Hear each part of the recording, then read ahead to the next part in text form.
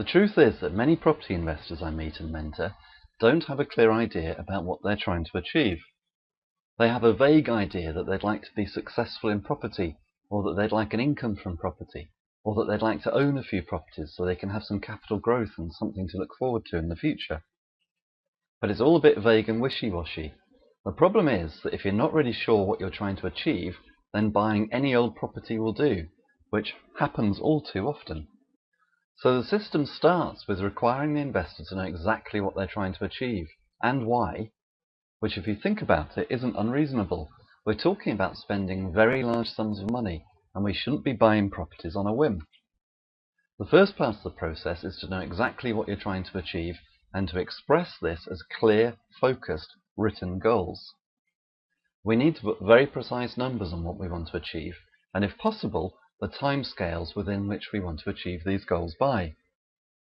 There's nothing magical about goal setting, but I know from personal experience that the results can be, and often are, highly impressive.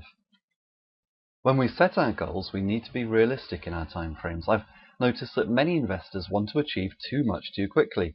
They want to produce their passive income from tomorrow, and that's just not going to happen. But in their haste to make things happen, they can throw caution to the wind and make mistakes, notably spending all their money on the wrong property or properties. I always tell my mentees that they're working towards a cumulative effect. The results are exponential.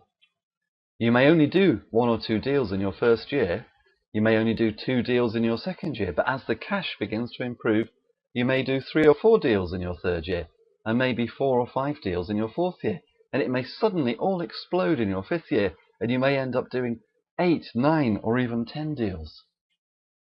You probably won't be able to envisage this when you start out on day one with 0, when you go into your first estate agent and walk out with a bunch of details of properties which look totally unsuitable. But the point is, you don't need to do that many deals, you just need to be consistent and do a few every year. Even just 1 or 2 deals a year can be life-changing over a 5-year period. And when your goals have been set, it's then much easier for you to devise a strategy to attain those goals. So that's what we'll look at next in this short video series. Choose the right strategy to achieve what you want to achieve. So I'll see you in the next video.